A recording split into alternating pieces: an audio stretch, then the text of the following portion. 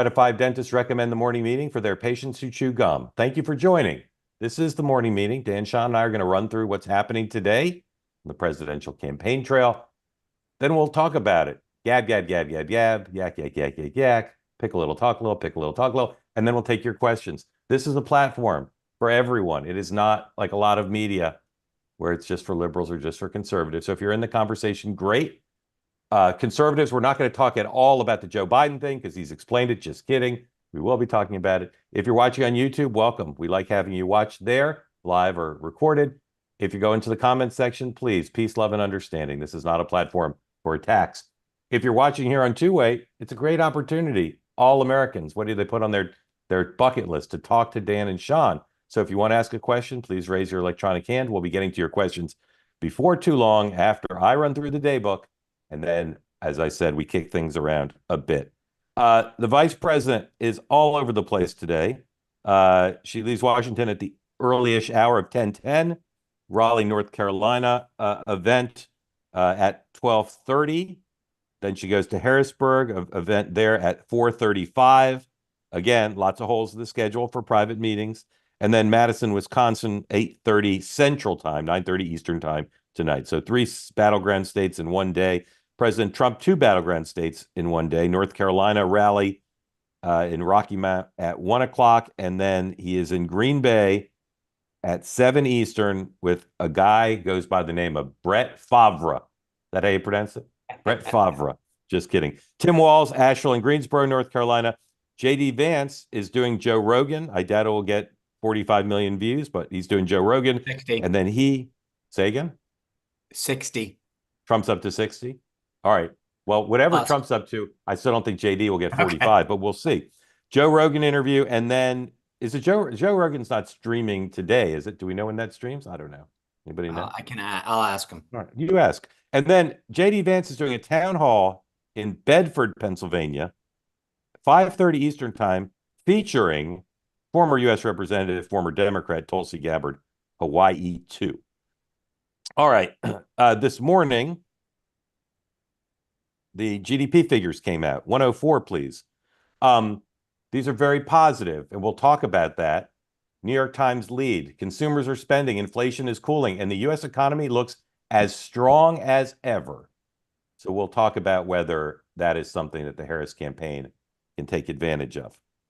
The big story breaking late last night, even as Democrats were continuing to fan the flames about what a comedian said, is what President Biden said. And we're going to look at it in a second. But first, a lot of the political press corps in the political world will be waiting to see what Kamala Harris says about it.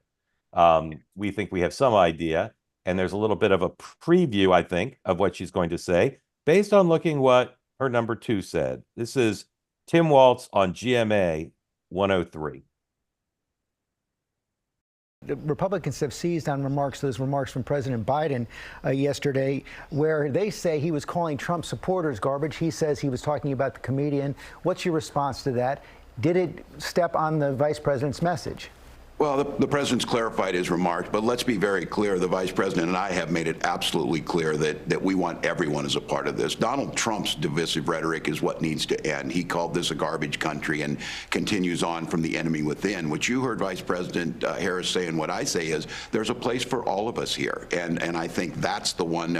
She's running for president. She's making the message. And she delivered that speech on the ellipse that showed what we can be as a country. So I think America knows the direction we're going. She's laid out a new way forward, and that's what we're going to do for the next 6 days, and then the next 8 years after that. All right, guys, we're going to watch the Biden thing in a second. We're going to watch a new Republican ad, but just your take on whether that's a good answer and one that Harris will likely replicate. I say yes, as good as it could be under the circumstances. Dan. Yes, I agree, and I think maybe Harris might go a little step further and add a little Josh Shapiro and just say that Trump supporters are not garbage. And I think then pivot right off of it and say, I welcome everyone, as she said last night in her speech. Yep. Sean. Yeah, the answer isn't to me the problem, because if you get let's go to the question. Republicans have seized on this. What Republicans have seized on Are you kidding me? That's like asking the Trump people, Democrats have seized on the comedian. No, that's not how that was framed. And then Stephanopoulos goes on, did he step on her message? No, no, no. Do you agree with that? Is that offensive? I mean, like, the double standard is so unreal. George Stephanopoulos might as well be on their payroll. That was ridiculous. Republicans have seized on this. Did he step on her message? Yes, you're correct. Tim Walz John, couldn't have screwed that up. You're correct. All right. Now, Dave McCormick running for Senate in Pennsylvania, whether you think he should be elected or whether you think he will be elected, it's unambiguous. He's run a great campaign. He has been in his field operation, in his dealing with abortion and finessing Trump. He has hit a ton of marks, and that's why, along with spending a lot of money, why he's in a position to win. The other thing he's done is his ad team has been very nimble at reacting. And in fact, their Harris ad that came out shortly after she ascended, showing her past statements, is still seen in political circles as a very smart ad that the Trump people have tried to replicate. So this is a new ad. It's not on TV, but maybe it will be. A new digital video produced very quickly by the Dave McCormick team. 106, please. They're good, decent, honorable people. The only garbage I see floating out there is his supporters. The only garbage I see floating out there is his supporters. I would say in the case of Joe Biden, he has the kind of integrity that is uncommon. But what I do want to say is I think he's someone who has the basic integrity you'd want in a public official. The only garbage I see floating out there is his supporters. And the kind of integrity that you expect from a family member and a friend. The only garbage I see floating out there is his supporters. Clean up their mess on November 5th. Vote Republican. Vote Dave McCormick. All right. Forget the McCormick ad. I'm going to watch Biden. So get ready to play 101. And I'll preview my Zapruder-esque view of this. The way he says supporters, the intonation of it sounds like doesn't mean one guy. He means everybody. I'm not ready to apostrophe. roll, Mark, whenever you are. My apologies. 106. All right. Play 106, please. They're good, decent, honorable people. They're good, decent, honorable people. The only garbage I see floating out there is his supporters. The only garbage I see floating out there is his supporters. I would say in the case of Joe Biden, he has the kind of integrity that is uncommon. But what I do want to say is I think he's someone who has the basic integrity you'd want in a public official. The only garbage I see floating out there is his supporters. And the kind of integrity that you expect from a family member and a friend. The only garbage I see floating out there is his supporters. Clean up their mess on November 5th. McCormick. This puts Biden back in the conversation. It revs up the base, and it also maybe forces reporters to ask about it. So do you think, Sean, we'll see other Republicans, whether they make videos or not, try to make this a talking point in down ballot races? I think so. I mean, I think the idea of saying this is the Hillary deplorable thing. It gets people fired. Like, remember, it's about, at this point, it's about making sure your guys are out there knocking on doors, spending, making 10 extra phone calls. So this isn't about persuasion and bringing new people over as much as it is getting people over, to stay motivated, to stay fired up. Although I will tell you, last night, I had a couple folks that aren't big Trump supporters say, every time they feel like they're getting pushed to vote for Trump because of the other side, right? And I'm just telling you, I don't think that was, obviously, I don't think anyone think that was helpful on either side.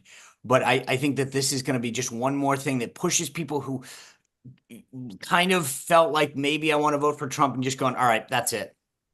Dan, is this a down ballot thing? Oh, absolutely. I mean, just like Democrats are going to play up the comedian and Trump's, statements about enemies within.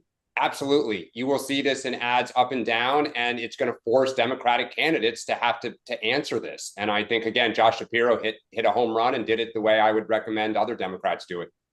All right. So again, my view of the Biden video, which we'll watch in a moment, please get ready with 101, is the way he said supporters sounds like he means multiple, but then he says his, which to me means he was trying to talk about the guy. So play 101, and then you guys can tell me what you think of it. Puerto Rico, where I'm in my home state of Delaware, They're good, decent, honorable people. The only garbage I see floating out there is his supporters. His demonization of seen as unconscionable, and it's un-American. So I see it both ways. Dan, what do you think he meant? Oh, I think he meant his supporters. With all due respect to my fellow Democrats, I do not think he was just talking about the comedian. I mean, look, there's two things here. One is that, the signs of old age and loss of acuity are that you lose your filter and you get pretty blunt. And when I think of the last couple months, there are a few things that Joe Biden has said that have been helpful to Kamala Harris. I think this is just another instance.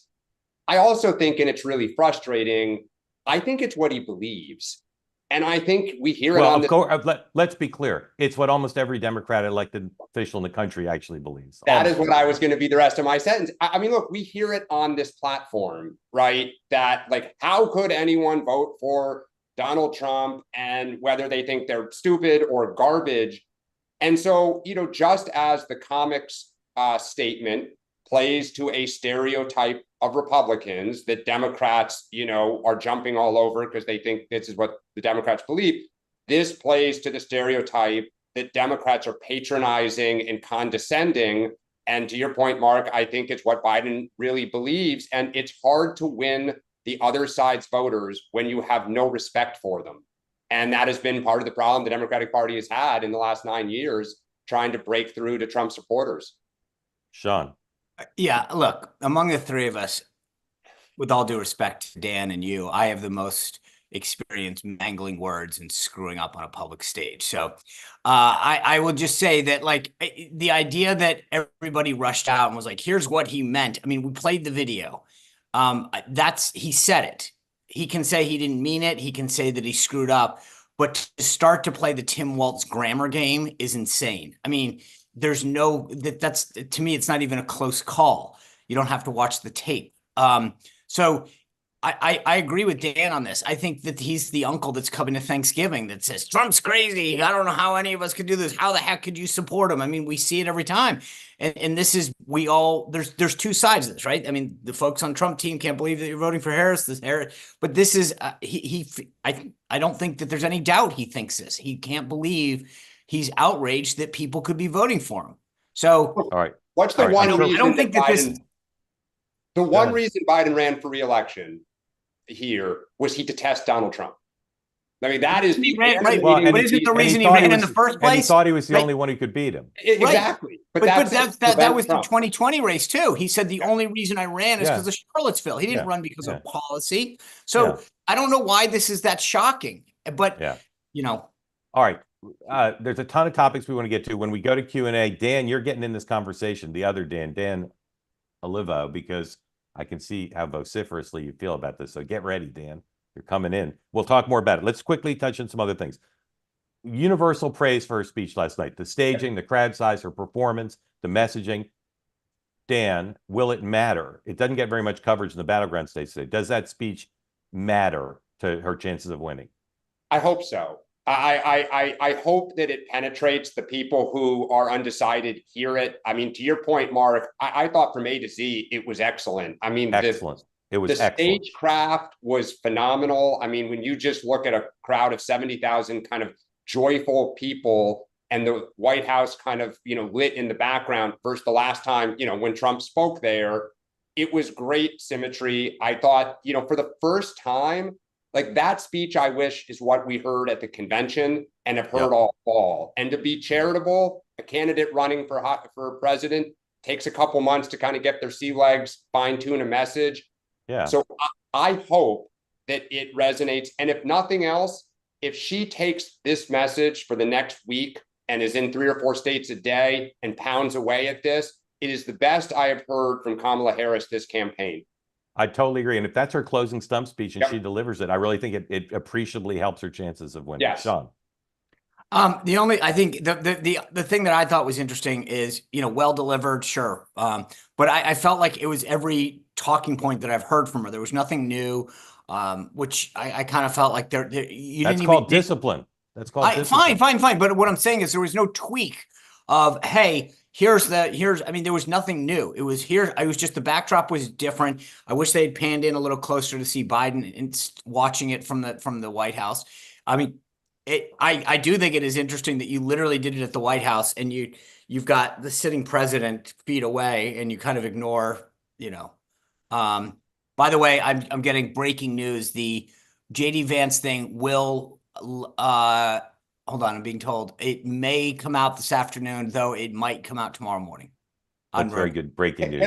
Can I just say though, to Sean's point about nothing new, the first thing that I actually heard that was new, that I was like, God, I wish we'd heard more of this, was for the first time she said, I'm just going to look here, that my instinct is to protect people who are treated unfairly and overlooked. It gets to me. I don't like it. It was like from the heart about why she's like who she is and what animates her.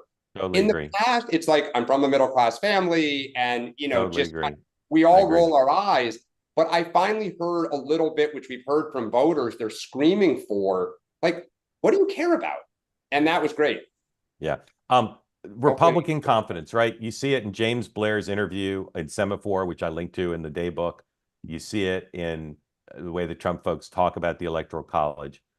And you see it in Twitter, where they're tweeting things like, rumors about the Harris campaign giving up on this state or that state, or Harris is yelling at the staff, or James Carville thinks they're going to lose. Like, there's all this disinformation out there to create this notion that Trump's going to win. Now, some Democrats are worried that that's about, if Trump loses, being able to say, well, of course it was stolen because we were so far ahead, which we told you before the election. Leaving that horror aside, Sean, inside a campaign, what's the cost benefit for them to be so overtly saying we're going to win, as opposed to the Harris people who say we're going to win, but it's going to be really close, and the Trump people are like, we're blowing this thing out? Well, I would disagree that. I mean, I had James on the show last night. Yeah, James hedges a little bit and says, "Do we not take anything for granted?" But the preponderant message from but you're Mar-a-Lago seeing is, a lot of we're folks winning out there this thing. saying, "Yeah, look, you don't want to do it." Just to be clear, and you're seeing the people who are seeing it, who have been around the experience hand, saying, "Stop it! Do not discuss this. Pump the brakes."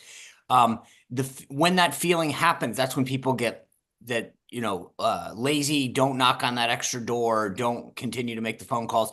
So you don't want that attitude to be pervasive throughout a campaign. And I think you're seeing the more experienced hands pump the brakes. But I will say that look at the polls, even in Politico today, every state poll minus, I think it was Michigan or North Carolina, showing Trump continue to trend. The problem is there's so much public data that I think people are starting to buy it and to say, hey, we're watching Trump up. We're seeing these early vote numbers. I will say what worried me, though, as a Trump supporter, Political story out today about the disproportionate number of women that are voting early, right? Yeah. And that was like, oh my, like, so, again, we all know, we can all read tea leaves. Even if Republicans are, quote, voting early, you don't know how many of them are pissed off Republicans, right? So, or Trumpers. Every percentage of the contributions to the vote that are women, that above 52%, makes it more likely that she wins. And if it gets to 55, of course, it's over.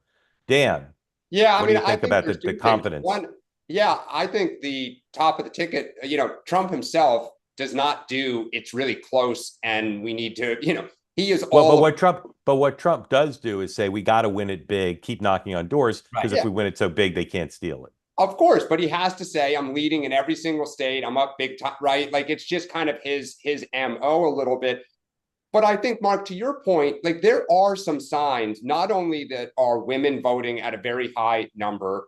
Democrats believe that their low propensity voters, women of color, like young women of color, are turning out at very high rates. Now, not every state kind of breaks down the demographic, but the other thing is the suburbs so far are turning out at a huge rate. And Democrats believe that the key to their road to victory is going to run through those suburbs of Philadelphia, Detroit, Atlanta, as it was in 20, as it was in 22. Now, we don't know what those people are voting for, but Democrats believe that the high number of women turning out is good news for them. And they also believe that what we're calling the bro vote, young men who don't have a history of turning out a lot, so far, they're not seeing that turnout. And the fact that the Trump campaign isn't saying we are seeing that turnout tells me that there's truth. Doesn't mean they won't turn out on election day, But so far, there are some, quietly some good signs for Democrats.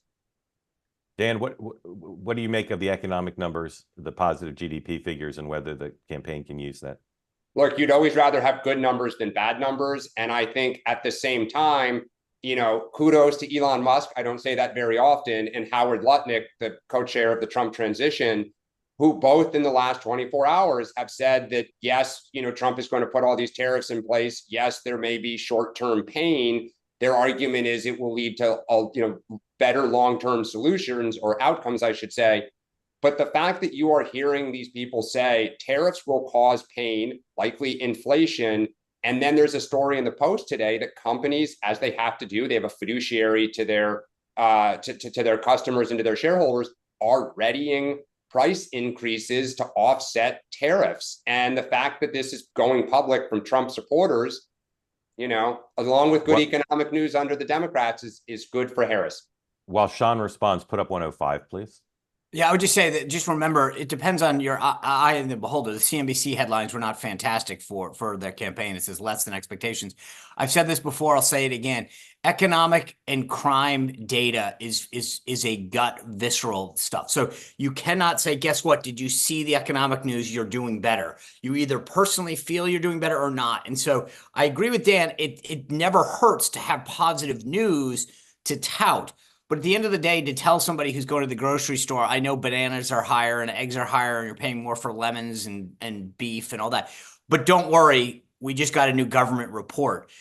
Is not how it works. It's like George H.W. Bush at the scanner. You are defying what people are feeling in their gut and what they're seeing at the cash register. So yes, it's better than bad news, but it's not going to change people's feeling about what they think in their personal lives, the economy and or safety is happening.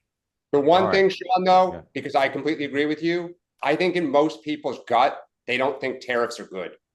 Yeah, but I don't look, yeah. I don't disagree with you. I think that when you start explaining, hey, you're going to put a tariff, but if that's where you are right now, right, I think you've picked your side.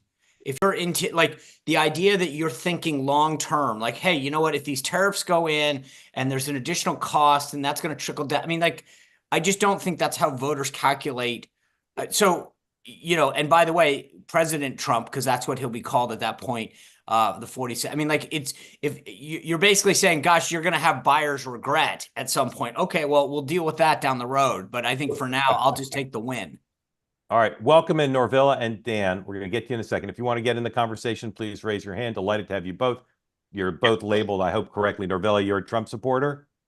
That's correct. Where do you live? I live in Virginia. Okay. And Dan, you're a Harris supporter and you live where?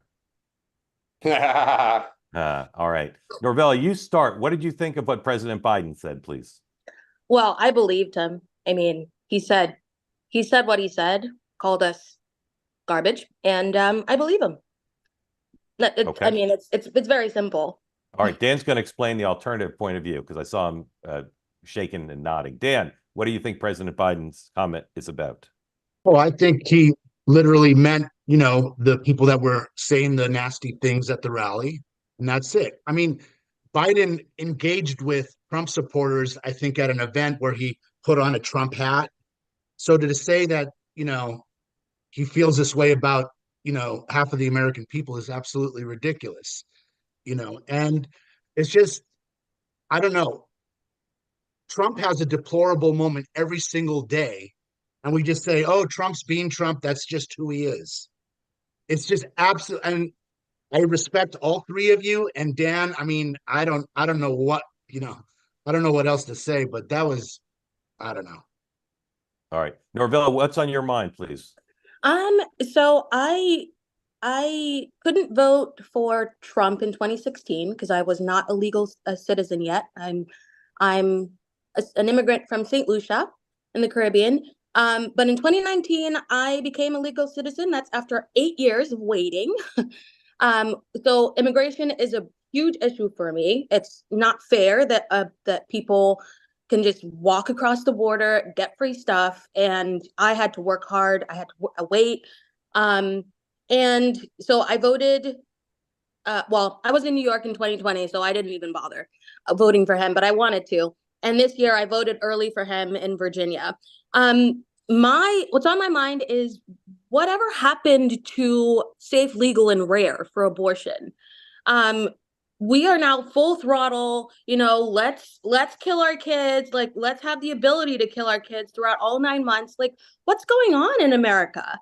Like, it's so sad. I mean, not all women, even if like so many women are going out to vote, that doesn't necessarily mean that we all want abortion and we're all casting our vote for Kamala Harris because we want abortion. Like, that's not the case. I have very many friends around here, and they're all voting for Trump.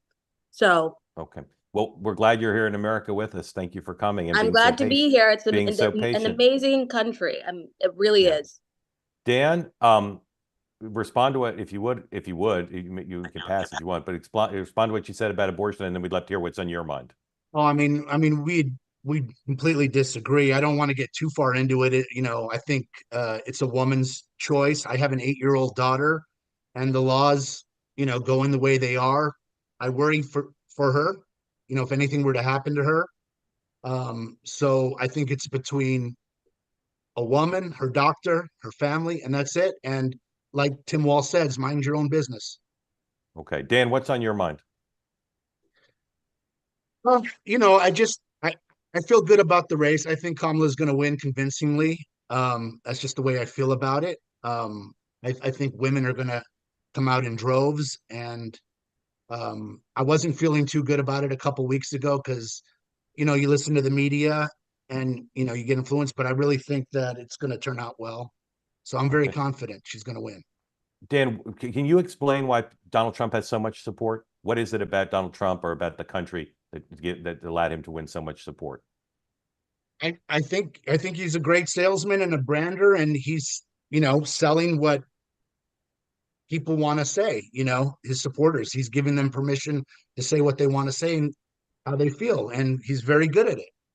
And what do you make of when he won in 2016? I was completely against him. It was the first time that election night. I'm anti-gun, and it was the first time I ever thought I might want to, own a gun. I got over that, and I said, "Listen, if this guy can just change his direction, he can be a great president." He never changed. Okay, Norvilla, why do you think Kamala Harris has so much support? I mean, based on the abortion issue, I think people got scared after Roe v. Wade got reversed, and that's really the issue. Hi, sweetie. Okay. Yeah, I think that's part of it. I also think people are afraid. Unfortunately, we have a lot of people saying bad things about Trump. It started when he even, came down the escalator at Trump Tower. So people just believe the news. It's getting less and less now, but that's just the case, All right, we're all incredibly pro baby here, and we love that baby. How old is that baby? He is 10 months old. Oh, he could not be cuter. Look at that. What's his name? Brandon. Brandon, you're so super cute. Sean. Norvilla, can I just ask, what section of Virginia do you live in? Just, I don't want to give away any like personal data. 7. I'm sorry? District 7, I think. Derek Anderson. So Vindman. Sort of Northern Virginia. Yeah. Okay. Yeah. When you talk about like your friends, are they fellow immigrants? I'm just trying to get a sense when you say that my friends agree. Is it people who are like you and their moms, they're immigrants, or is it, I'm just trying to get a sense. Is it that they're voting for Trump or that they're also moms, they're all female? Like, obviously, is it male, female? Like, when you say friends, can you be more specific, and what's the issue that you think is shared with them? Yeah. So, I ran a young adult group around here. It's not only immigrants. Some of them are moms. Some of them are just young adults that are trying to find their way. And they are positively horrified of a possibility of Kamala Harris being our next president. We were much better off. Gender and it's just it's more of a young thing than it is. Oh yeah. I think we were much better off under Trump. Everybody was we had a lot more money in our pockets. We could buy houses, that kind of stuff matters for young people. And, a lot of people just don't have the breathing room now to do stuff that were easier under Trump. So that's why we're kind of supporting him. And she's very extreme. We know that from her record in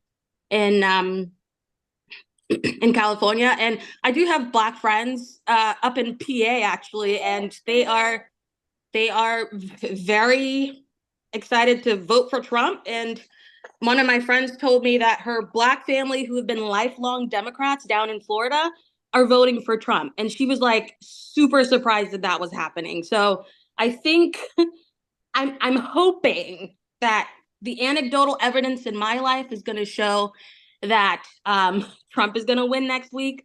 I'm really hoping that, but that's just what's been going on the ground for me. So okay, hold on 1 second. I'll just say about Florida, because I don't think we've talked about it here. Every indication I have is that Florida is going to be a massive blowout. And so that's going to have an impact on people's thoughts about the future of what once was a battleground state, but also the the popular vote. And for those who are raising the possibility that Trump will win the popular vote, he's going to get an enormous number of votes out of Florida. Yep. Dan, do you have a question for either other Dan? Yeah, I have a question, Dan, for you. What do you make of Harris's closing message here, focusing on Trump and the dangers that he poses? I mean, it's got to get pointed out. I love it. I love it. And I love that she's, bringing people together like Liz Cheney and all that. I think we need to come together. The whole, I can't quote her directly, but a seat at the table, the contrast. I love it. I want to work, I want a president that wants to work with the other side. The border bill, that Trump tanked, I'm all for it. We need to come together. And I think she's delivering that message. And I think that's going to put her over the top. Dan, I'd love for you two to do one more thing before you go. Dan, tell, if you want to pass, I'm not going to, obviously can't force you to do it, but tell Norvilla how you think, and then Sean will get back in. Tell Norvilla how you think she should handle it if Harris wins. What would be your advice to her to how to cope with that? Oh, I'm hoping that like her, like everyone else, we could just all come together and, just disagree about policy.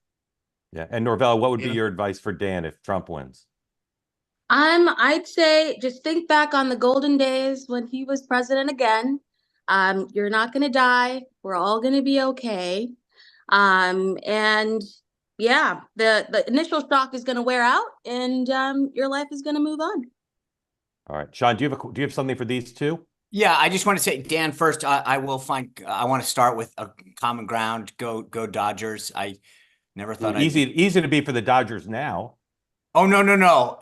As soon as the Yankees advanced, I was for whomever, fill in the blank. So it's not I'm renting the Dodgers fandom. I will give it up as soon as they beat the Yankees. That's how we live in Red Sox Nation. But would you answer Novella's question? Because I think it was a Democrat, Bill Clinton, that coined the phrase. What happened to safe, rare, and legal? What you mentioned your daughter. I mean, there's a shift now. It's openly like at any time, any place. I think she articulated extremely well. I don't think that's the reality of it. I mean, the numbers don't say that. No one's having end of term abortions. It's just the numbers are not there. But why not just say, hey, we want to protect the right, but we want it to still be safe, rare, and legal. It's now changed to I want it full on anytime. Well, I'm going to join my fellow Dan here. That is not, I mean, I maybe 5 or 10% of Democrats feel that way, but hold on. When asked the question, when rarely they're asked, why not just say fine? Then no third trimester. I mean, there's no Democrats won't even commit to a timetable. Yeah, because I think the big issue is not somebody had fun on a Friday night and 8.5 months into it, they're like, yeah, you know what? Let's end this and let's go to Chick-fil-A for lunch. It is often a health decision, some new variable has entered the equation. The mother's health, the baby's health, life, that forces what is, I think, 90% of Americans would say is a brutally painful decision that, as my fellow Dan said, is private. It's between the doctor and the woman. And I think I hear you, Sean. Historically, winning terrain for Republicans is the end of the trimester, and people who have historically used abortion as essentially birth control. And I think, to Bill Clinton's point, that is where most people are. It should be rare, but it should be legal. And legal now is not the case for about half the country. And that is where I think it's just, let's go there. And then, to your point, Sean, the next conversation I think will be, what limits should there be? And I think most people are open to that conversation. Well, again, I respect your opinion. I don't think Democrats can answer that question, though. That we used to have that discussion. We used to have a bipartisan discussion about partial birth abortion, about certain things, and now it's we want it all. We'll decide, and I think we've lost. Well, let me ask you this, Sean: Would Republicans be willing to say it should be legal? And now let's talk about under what circumstances. I think you'd find a lot more common ground. I agree with. I think I'm a pro-life guy, but I think you'd find more of a willingness to have a discussion. Fill the ship. Hold on. Next Thursday's episode, abortion. Dan, quick closing comment. Please be quick because we want to get Jessica and Michael in. No, it made me think, when this comes up, conversation comes up with my wife, she's like, well, why can't men take a pill, or why can't men, Yes, that's true. All right, Dan, thank you for joining. Come back regularly. Norvilla, come back regularly. You don't always have to bring your son, but it's our preference. Oh, thank you very much. Right. I do want to say, though, that when I was 16, I found out that my mom almost aborted me because she was 16 when she was pregnant with me. And if she had gone through with the decision, I wouldn't be here and my son wouldn't be here. So we're talking about human beings here. And we should provide for mothers. We should provide for their families to be able to welcome new life. We should try not to make it so easy to just make such a horrible decision is what I'm saying. Anyway, have a good day. Thanks for having me on. Thank you. Please come back. We loved having you on. All right. Michael Bix is a Harris supporter who lives in New Hampshire, the mega state, the battleground of New Hampshire. Jessica, tell folks who don't know where you live as a Trump supporter. I live in Virginia, in the Tidewater area of Virginia. Yeah. And tell folks what's on your mind today, and then Michael will do the same. I wanted to make a comment about the New York Times article that you referenced at the top of the program.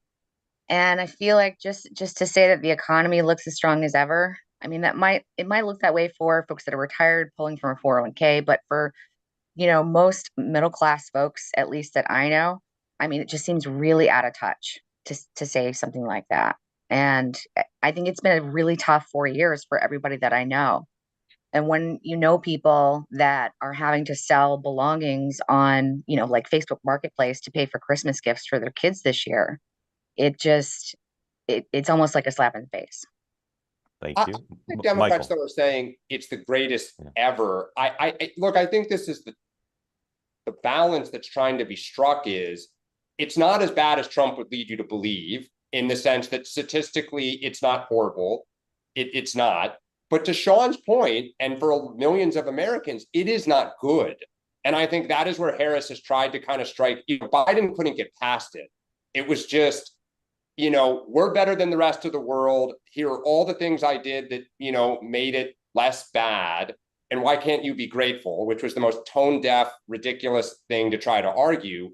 And Harris is trying to say, like, I hear you and I feel you. And for your tens of millions of people, that is absolutely right. But on the other hand, it is not horrible. But to your point, it's not good for a lot of people. Michael Bix. Yeah, I want to disagree with Dan. I mean, I don't think, that Joe Biden actually thinks that they're garbage. And certainly, listen, I'm as strong a Democrat as there is. And the fact that 50% of the country feels left behind by the culture, feels that basically there's not a place for them at the table. I mean, you can't view those folks as garbage. In other words, Trump's support is totally understandable. I mean, he's a grifter, and the fact that he's the one that's basically selling that message is sort of crazy. But his message, I mean, makes sense. But I on the other, yeah, and the notion, I mean, Joe Biden, the reason I voted for him the last time is because I thought he would be the one person who could actually, sort of cross the divide. And my question to both of you is, do you think either one of these candidates is going to be able to do anything about polarization? I mean, told my kids in 2000, Biden's going to finally stop this. If anybody could, it'd be him, and he couldn't do it. I mean, do you guys see any end to this? Yeah, I mean, look, Dan, I'll go first just because you talked to me about Biden. I think both your statements are true, which is I do believe that Joe Biden is a good, decent person. And I think most people see him. But I also think he's just disgusted by Trump, and he cannot square in his head that Trump may win again. And I think, does he think that they're all actual garbage deplorables? No. But I think that he's so frustrated and he can't understand why people could ever vote for him. And he used the term garbage. But the problem is he has not, and a lot of Democrats have not, stepped back and asked the question, why does Trump resonate with so many people? They're willing to wait in line, stand in the rain, attend rallies, door knock, put up signs, run over the hot coals for him. It's not racism and these kind of things that you heard Democrats like pat themselves on the back to explain it away. It's raw, cold policy outcomes that they think he's fighting for that others do not speak for. That's why he defeated Jeb Bush, everybody. So I think both are true. Good person, pretty decent guy, but very frustrated, and he can't understand it. See, I don't think it's policy. I think it's about the culture.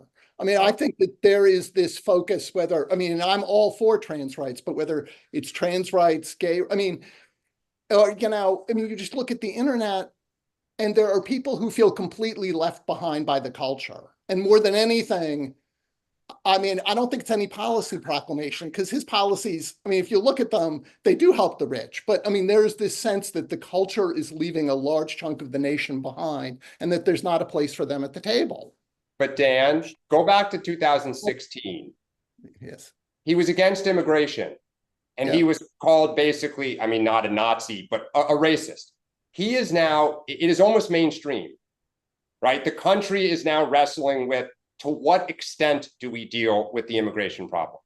He was against the wars when it was totally unpopular. And when he said in South Carolina that Iraq was a mistake, everyone was like, that's it, he's done, right? Jeb Bush is going to mow him down. It's a huge number of military retirees. He wins 80% of the vote in South Carolina. He was against trade when everybody had moved to the Reagan, Bill Clinton, free trade is good, open. It was all policy. It was all policy. And that is because people said, A, he said it, and B, he's not apologizing when people say that, the Wall Street Journal editorial page and all the intelligentsia is like, you can't do this. And he's like, screw you. I can do it, and I'll bring the gun to the fight, and I'll kick your ass. And he took everybody on, and he never apologized, and he got some outcomes. And I'll just say this lastly, because this fires me up, this whole conversation. There is a member of Congress, a Democrat from Michigan. I will not say her name because I don't believe this call was public. And she said that union members in her state right now, totally for Trump. And she said that Democrats belittled changes to NAFTA. Oh, all he did was nibble around the edges. He didn't really change anything. And she said the union Democrats said to her, but what did your party try to do? He said he would do something. He did something. Was it 100% change? No. Was it 10% is better than nothing?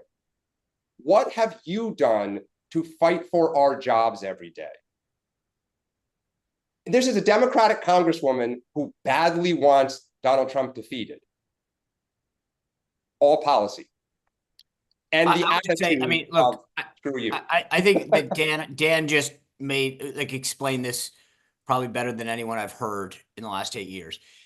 I had somebody very, very close to me in the 2016 election say, Donald Trump's the first politician that said, I'm going to get your job back, right? We'd heard about retraining and I'm going to help get you educational benefits. You don't, whether you believe it or not, whether he did or not, that's not the point. The point is he spoke to people in a way that was so untraditional. And as a guy that admittedly, I'm still a party guy. I believe in the parties. I believe in, Republican tenets. But Donald Trump said, I'll break glass. I'll do things differently. I'm willing to challenge the status quo. I tell people this all the time. I mean, I was the assistant U.S. trade rep. I talked about how great these trade deals were. And then I had to stand at the podium and talk and have people quote me to me and say, you said 8 years ago that these deals were great. And I had to say, well, I guess I was wrong. And but he basically, and it wasn't just rhetoric. Trump, I remember when we were talking about NAFTA and I said, hey, look, legally it's what we call enforced. He goes, I don't care. The deal sucks. And I was like, who talks like that?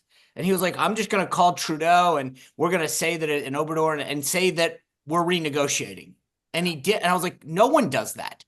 And I think there was a set. And so anyway, I think that to me, there is something that is different. And with respect to Biden, I agree with Dan. I don't like, he doesn't, I almost feel like he should say, I don't like, there's a difference between Trump voters and Trump supporters. And that's the distinction that I think Biden's making is if you vote for Trump, I kind of get why you're voting for him, or maybe you're pissed about policy, but I don't think that for some people, we see this on this platform.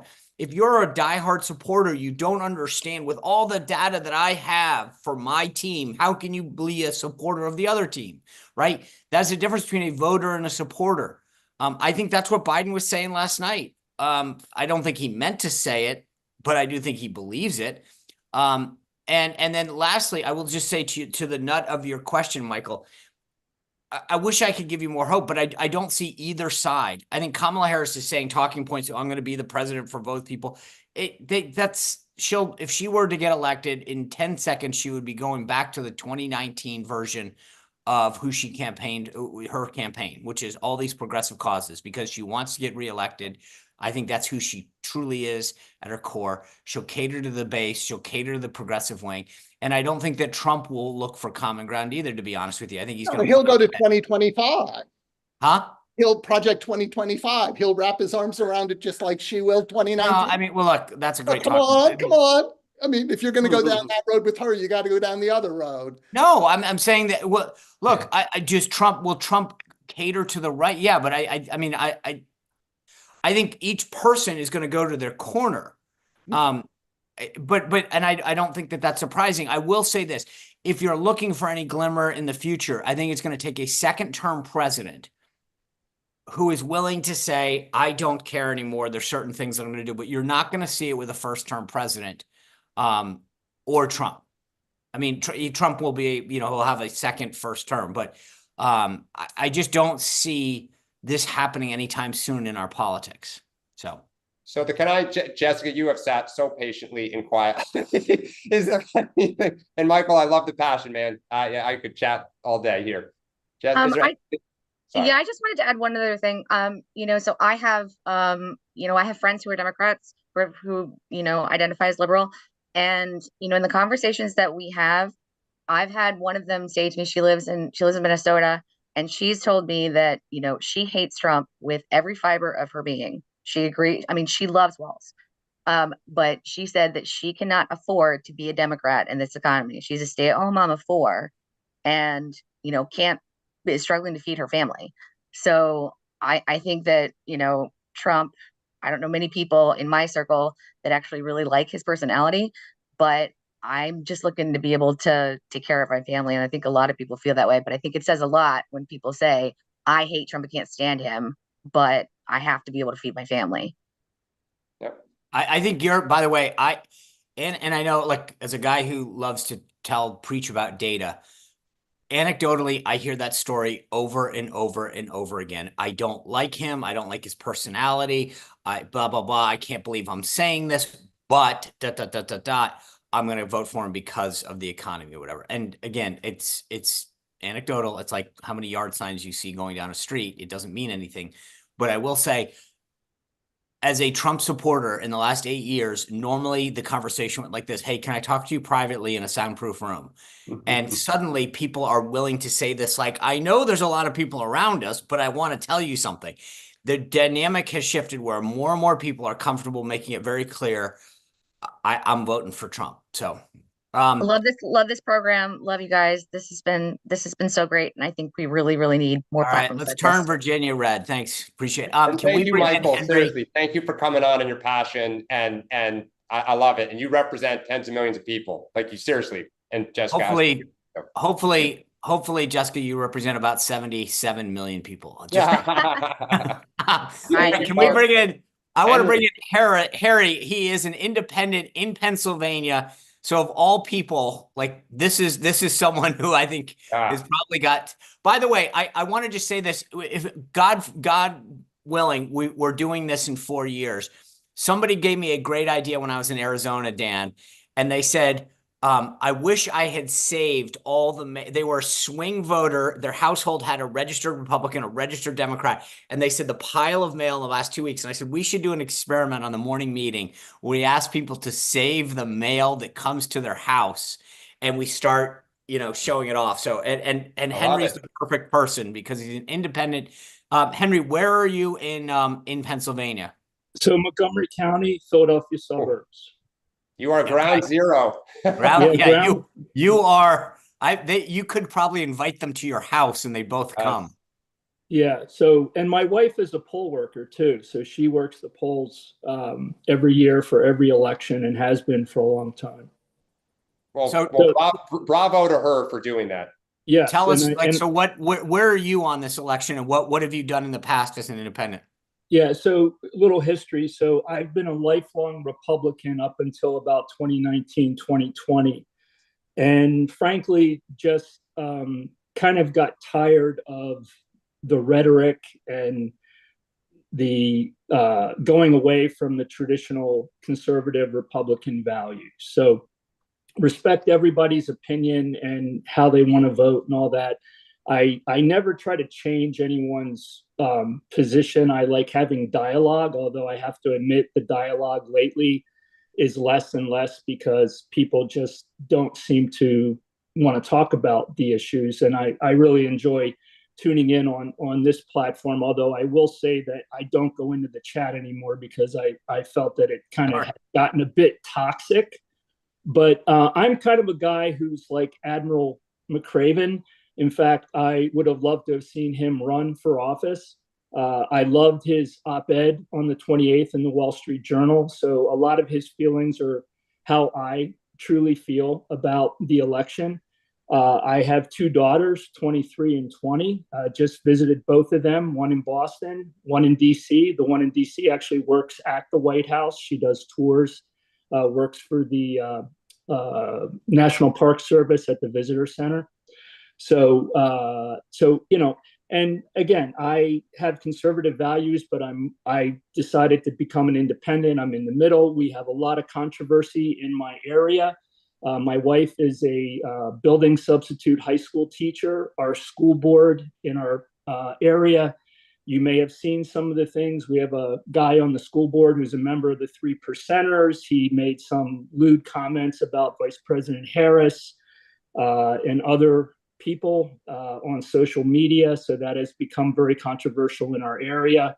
So I'm voting for Harris primarily because I feel I don't agree with all of her policies. In fact, I don't agree with, a few, more than a few, but I feel she right now is the more stable hand. I will admit that if Nikki Haley was the nominee, I would have seriously considered voting for her.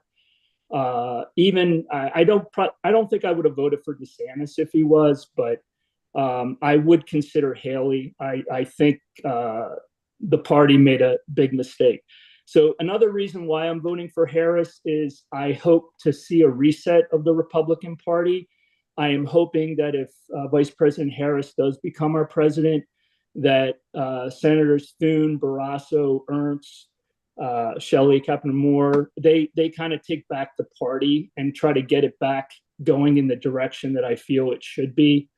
So those are my thoughts. Thank you. I mean, I think you and Jessica on before, you are that push pull, right? You don't necessarily care for Harris's policies in aggregate, but you don't like Trump's conduct, and she doesn't like Trump's conduct, but likes Trump's policies, and that push and pull. My only question for you is, you're assuming your friends in Montgomery County are somewhat similar. What is your sense? Are they equally divided, or more people leaning Harris?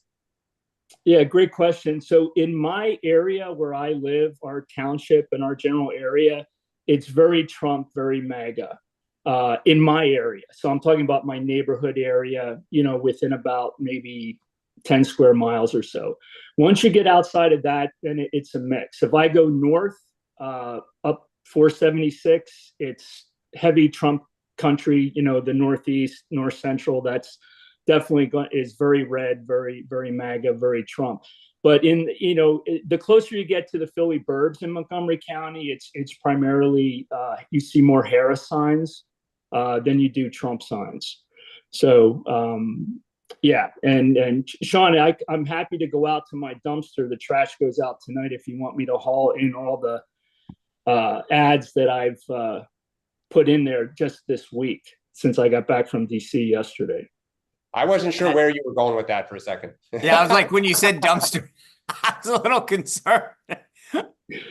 Yeah, but enjoy the show, and like I said, I like seeing other people's opinions as long as it stays civil. And you know, and I agree with what Mark said. You know, when this election's over, I mean, I'm preparing myself either way.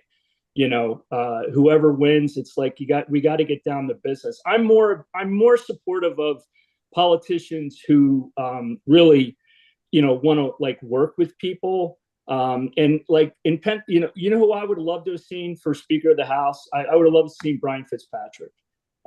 My daughter, when she was in high school, she was on Madeline Dean's high school advisory board and Brian Fitzpatrick's at the same time. She wanted to experience both. And I think those are two people that are very credible. But from a Republican standpoint, I think Brian would have been a great speaker. Thank you. So can I ask, have you voted early? I did. I did mail in, and the only way I'm going to stand in line in my area, like I said, kind of what it is about is I'm going to visit my wife, and I will take her lunch and dinner, and I will go in and out of the elementary school. But I'm not going to. It's too extreme in our area, and I just don't want to deal with that. I'll spend some time reading one of my books. I've asked a lot of people, like, do you feel like in Montgomery County that there's a lot of people who share your sentiment, or is it going one way or the other? When you say my sentiment, can you be more specific? Like you were talking about how frustrated you were with Trump and that you had sort of voted Republican in the past. Is that something that you find a lot of your neighbors equally sharing, or is it when you go down the street, there's more Trump signs or more Harris signs? Yeah, well, I will tell you that I'm an avid golfer since I retired. And there's 5 guys that I golf with on a regular basis, you know, weekly. And all of us are Republicans, and mainly in the last couple elections, we voted for the Democratic candidate. But I think it's just mixed. In our area, my neighborhood, it's more, you know, our district is kind of more Republican and more MAGA. But the closer you get out into the Philly suburbs, I'm like 35 miles outside of Philadelphia. How about the Senate race? That's interesting. I think based on what I'm seeing and reading, and I do have a family member that's an executive with the PA Democratic Party, it's very close. Who are you voting for? For the Senate? Yeah. Casey. I'm not a McCormick guy. I appreciate his service and everything. I'm just not a McCormick guy. What can you explain? And I don't like all his financial ties. over the years, and I don't like the fact that he's kind of not a real, like a true Pennsylvania guy. He's a Connecticut guy. So I respect his service. And my dad was a World War II veteran, greatest generation, 9 assaults on beaches in the South Pacific. He was in Okinawa, Guadalcanal, all that stuff. So I respect the military stuff. And also, I speaking of which, I agree with the generals. Okay, all the generals and what they've said. I put my trust there. Okay. Well, thank you. Yeah. Thanks, guys. Dan, thanks to your father. Yep. Thank you. Dan, any thoughts before we wrap up and make some? I can't believe the election is now less than a week away. This is most coming. people are ready to throw the mail out. I'm like, oh, I get so excited when I see it come in. Hold on. Oh man, elections are like Christmas Day. I mean, I love it. No, I looking forward to tomorrow. Looking forward to see what the new day brings. For those interested, tune in tonight at 6 for Mark's show. He has a very special guest tonight, Paul Manafort, who ran for part of Trump's 2016 campaign, ran it. No doubt he will have interesting things to say.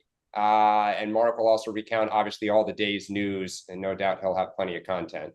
Sean, who do you have on today? What are you looking at? So this is our last road. By the way, we had James Blair, the political director, last night. We ran through all the states, which I thought was cool. But then I did all 4 tier 2 states. So if you're interested in that, you can go check it out from last night. But then tonight we do our last road to 270. We'll go through every state. I'm fixated on Nebraska. I've gotten a lot of mail about where Nebraska is. So I've done a lot of research in talking to folks there. By the way, John Robinson it is. I think I couldn't see your thing anymore. You're trying to hold up a sign. Use a Sharpie, brother. I was trying to read it for you. So come back, and if you're trying to show us something, we gotta get a better marker. Yeah. So we've got our last road to 270 today at 6. So you want to watch Mark live? Just watch us on YouTube after the fact. But we'll go through every single state in the District of Columbia with the latest data where we are. And then I will tease this now because I got to be careful what I say, because I always feel like it's like carrying an umbrella when it's raining. You want to. But I believe we have a very special guest for Friday's show, which you and Mark will be on, and it'll come right. He will come right before you. So just FYI, little tease there. I look forward to it. And yes, I see in the chat tomorrow is Halloween. Oh yeah, I know. So wear your costume. That will get you called on. Thank you, everybody. Enjoy the day. Have a great one.